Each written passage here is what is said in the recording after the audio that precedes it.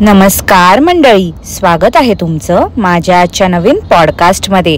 तुम्हा सगळ्यांना स्वातंत्र्य दिनाच्या हार्दिक शुभेच्छा। आजचा आपला विषय आहे आरशा चार दोरी।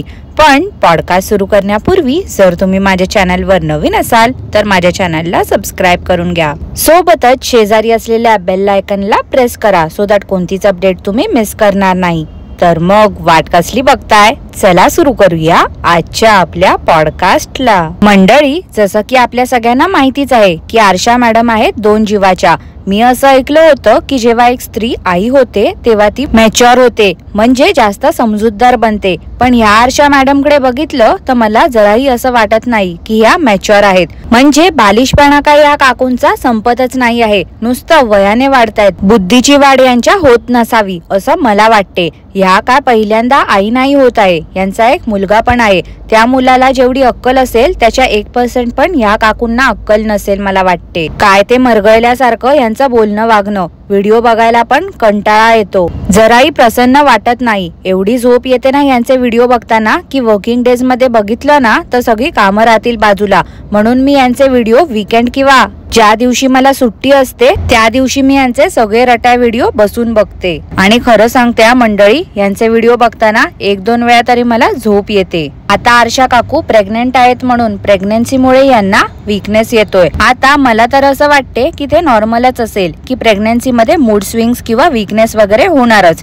आणि जर असं होत असेल तर डॉक्टरही सजेस्ट करतील की जर एवढा त्रास होत असेल तर आराम करा। पण ह्या काकू काय करतात तर त्रास होतोय ना, वीकनेस आलाय तर त्याचे व्हिडिओ बनवतात आणि युट्यूब वरती अपलोड करतात। आता युट्यूब वरती टाकलं तर कसं, एक तर सहानुभूती पण मिळते आणि डॉलर्स पण मिळतात। त्यामुळे ह्या काकू एका तीर मध्ये 2 शिकार करतात। ज्यांनी आरशा काकूंना पहिल्यापासून फॉलो केलं असेल ना त्यांना हे नक्कीच माहिती असेल की आरशा काकूंना सिंपती गेन करण्याची घाणेरडी सवय आहे। उगाच आपलं ते गोड गोड बोलायचं आणि लोकांना भुरळ पाडायची, एवढं मात्र या काकूंना छान जमते। मंडळी, ते ओव्हर पॅम्पर्ड मुलं कशी असतात बघा, लहानपणापासूनच लाडावून ठेवलेले असतात ते। मग पुढे जाऊन त्यांच्या मनासारखं काही झालं नाही की रडून दाखवतात, कोणत्याही सिच्युएशन सोबत डील नाही करत, तसं काहीसं या काकू वागतात।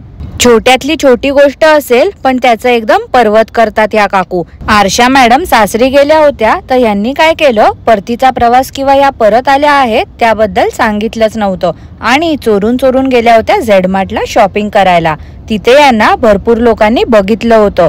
आता काय, आपली चोरी पकडली जाणार म्हणून काकूने कबूल केलं की हो बाबा, आली आहे मी माझ्या घरी परत। आणि 2-3 दिवसांनी झेड मार्ट मध्ये त्या गेल्या होत्या त्याचा व्हिडिओ देखील अपलोड केला।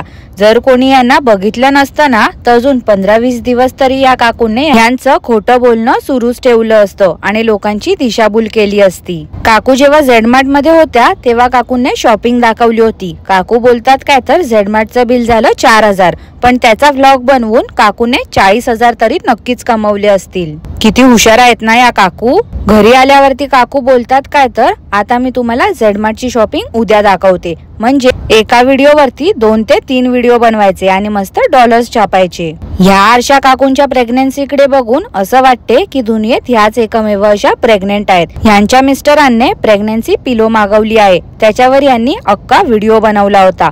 प्रेग्नन्सी पिलो पेक्षा काकू आणि काकांच्या दुप्पट त्या मुलालाच माहिती होतं। कमाल आहे ना मंडळी। म्हणजे एरवी या काकू बोलतात काय तर की मुलगा लहान आहे, मुलगा लहान आहे, पण त्याला एवढं प्रेग्नन्सी बद्दल माहिती आहे। खरंच मला खूप आश्चर्य वाटलं हे बघून। आता प्रेग्नन्सी आली की बेबी शॉवर हे आलंच ना। आधी कसं एक प्रथा म्हणून डोहाळे जेवण केलं जायचं, परंतु आजकाल तर आपल्या ज्या प्रथा आहेत त्यांचं पण या सोशल इन्फ्लुएन्सर्सने बाजार मांडून ठेवलाय। संस्कृती जपणं राहिलं बाजूला, यांचं फोटोशूटलाच जास्त महत्व देणं सुरू आहे। आता हेच बघा ना, मकर संक्रांतीचं हळदी कुंकू बोलू नका, डोहाळे जेवण बोलू नका किंवा दिवाळी होळी गुढीपाडव्याचं सेलिब्रेशन बोलू नका, सगळं काही करतात ते फक्त फोटोशूट साठी आणि यांच्या व्हिडिओला कॉन्टेंट मिळावा म्हणूनच। मग एवढं सगळं असताना आरशा काकू कशा काय मागे राहतील नाही का? तर यांना पण आता खूळ लागलं होतं मॅटर्निटी फोटोशूटचं। काकूंनी कारण दिलं काय तर मोठ्या मुलाच्या वेळी त्यांचं डोहाळे जेवण झालं नव्हतं। जेव्हा त्या पहिल्यांदा प्रेग्नेंट होत्या तेव्हा त्यांची फारशी परिस्थिती चांगली नव्हती, त्यामुळे मोठ्या मुलाच्या वेळेला डोहाळे जेवण राहून गेलं होतं। यावेळी काकूंची खूप इच्छा होती की त्यांचं डोहाळे जेवण व्हायला हवं, पण काय आहे ना, खर्च खूप येईल आणि आरशा मॅडम एवढ्या चिकट्या आहेत हे तर आपल्या सगळ्यांना माहितीच आहे. जास्त खर्च होईल म्हणून घरचे नाराज होतील. घरच्यांना सांगायचं कसं की माझं डोहाळे जेवण कर, म्हणून काकू गप्प बसल्या होत्या. काकूंची इच्छा तर होती डोहाळे जेवण करायची, पण काय आहे ना, हिम्मत होत नव्हती घरच्यांना सांगण्याची. म्हणून काकूंनी काय केलं तर घरच्यांना सांगण्याऐवजी त्याचा व्हिडिओ बनवला आणि अख्ख्या दुनियेला सांगत बसल्यात की माझी इच्छा आहे डोहाळे जेवणाची, पण घरच्यांना कसं सांगायचं हे मला समजत नाही आहे. अहो काकू, हे दुनियेला ओरडून ओरडून सांगण्यापेक्षा जर तुमच्या आई वडिलांना सांगितलं असतात ना तुम्ही, तर त्यांनी हसत हसत केलं असतं तुमचं डोहाळे जेवण. हे असं दरवेळी सिंपती गेन करणं गरजेचं असते का हो आरशा काकू? थोड्या तरी मॅच्युअर व्हा आता. 2 जीवाच्या आहात ना तुम्ही, ते पण दुसऱ्यांदा आई होताय. मंडळी, मला तर असं वाटते की काकू पहिल्यांदा जेव्हा प्रेग्नेंट होत्या तेव्हा काय फोटोशूट वगैरे हे सगळे असले प्रकार नव्हते ना, आणि तेव्हा युट्यूब देखील नव्हता. त्याच्यामुळे मेमरी जपणं तर राहिलं बाजूला, पण हे असे व्हिडिओ बनवून त्याच्यावरती डॉलर्स देखील मिळत नव्हते. त्यामुळे काकूंनी यावेळी आयडिया काढली असेल की मी यावेळी डोहाळे जेवण करते आणि मॅटर्निटी फोटोशूट देखील करते, म्हणजे कसं कंटेंट पण मिळेल आणि डॉलर्स देखील मिळतील. आता मंडळी ठीक आहे, या डेली व्लॉगर आहेत म्हणून ह्या सगळं काही दाखवत असतात यांच्या डे टू डे लाईफ मध्ये जे काही घडत असते ते, पण थोडी तरी गोष्ट यांनी प्रायव्हेट ठेवायला हवी की नको? उगाच आपलं उठसूट सगळंच सांगत बसतात आणि मग त्याच्यावरनं कोण काय या काकूंना बोललं की लगेच यांना रडायला येतं आणि रडून रडून अजून 2-3 व्हिडिओ गाजवतात. एका व्हिडिओमध्ये आरशा काकू बोलल्या की मुलाच्या टिफिन मध्ये त्याला मी एकच चपाती देते, कारण की 2 चपात्या जरी दिल्या तरी तो एकच चपाती खातो. परंतु मुलाचा टिफिन भरताना काकूंनी दाखवलं आणि त्यात काकूंनी चपाती तर एकच ठेवली होती, पण भाजी एवढी दिली होती की ती डब्याच्या बाहेर सांडत होती. आता तुम्हीच विचार करा मंडळी, एका चपातीला कितीशी अशी भाजी लागणार होती. पण काकूंना एवढी साधी अक्कल नाही. डब्यामध्ये भाजी भरतायत ते एकदम सांडेपर्यंत भरत होत्या. मंडळी, तुम्हाला माहिती आहे का, आरशा काकूंच्या किचनच्या ओट्यावरती राडा होतो, राडा. अहो, आम्ही तर असं बोलतो की पसारा आहे तो आवरून घेतो, किचन मध्ये जेवढा काही पसारा झाला आहे तो आवरून घेतो, पण काकू बोलतात काय तर आमच्या ओट्यावरती राडा पडला आहे. आता मी तर हा शब्द पहिल्यांदाच ऐकला आहे. आम्ही तर पसारा बोलतो, पण काकूंच्या इथे पसाऱ्याला राडा बोलत असतील तर ते मला माहिती नाही आहे. तुम्हाला जर माहिती असेल मंडळी तर मला नक्की प्लीज कमेंट करून सांगा. तुम्हाला सगळ्यांना तर माहितीच आहे मंडळी की या आरशा काकूंना झाडांची खूप आवड आहे. मागे यांनी खूप झाडं लावली होती आणि तिथे एक पक्षी आला होता, तर काकू बोलतात काय तर चिमणी ओरडत आहे. अहो काय काकू, काय एवढ्या शिकल्या आहात ना तुम्ही? कोणत्या पण पक्षाला काय पण नाव देता का? तुम्हाला जर त्या पक्षाचं नाव नव्हतं माहिती तर तुमच्या अंधमंद भक्तांना विचारायचं होतं ना, त्यांनी तुम्हाला कमेंट करून नक्कीच सांगितलं असतं. एकीने त्या ढिगारोचं प्रमोशन केलं की तिच्या पाठी 10 जणींचं तेच सुरू होतं. आता या काकू त्या दिवशी बोलत होत्या की फोडणीच्या वरणाचा यांना त्रास होतो, फोडणीचं वरण खाल्लं की ते वर येतं आणि जळजळ होते छातीमध्ये. पण दुसऱ्या दिवशी जेव्हा काकू ढिगारोचं प्रमोशन करत होत्या तेव्हा काकूने फोडणीचं वरण बनवून दाखवलं होतं. किती डबल ढोलकी काकू आहेत ना या. म्हणजे प्रमोशन करताना या काकूंना काहीच त्रास होत नाही. एरवी या काकूंना फोडणीच्या वरणाचा त्रास होतो, छातीमध्ये जळजळते, पण त्यात प्रमोशनच्या व्हिडिओ मध्ये काकू मिटक्या मारत मारत फोडणीचं वरण खात होत्या. आजकाल या डेली व्लॉगर्सला काय झालंय ना, मला तेच समजत नाही. म्हणजे यांच्याकडे काहीच दाखवायला नसलं की आपलं रेसिपी दाखवत बसतात. मला तर वाटते हे लोक ना त्या किरकिरे काकूंना टफ कॉम्पिटिशन देऊ पाहतायत. काही केलं ना तुम्ही क्रिंज क्रिएटर्स, तरी एक गोष्ट लक्षात ठेवा, जगप्रसिद्ध शेफीन बाई या आमच्या किरकिरे काकूच राहणार आहेत नेहमी. काय मंडळी, बरोबर ना? ससुल्यासारखं ह्या पण गेल्या होत्या साड्यांचं प्रमोशन करायला. काकूंची इच्छा आहे ना डोहाळे जेवणाची, त्यासाठी काकू शॉपिंग करायला गेल्या होत्या.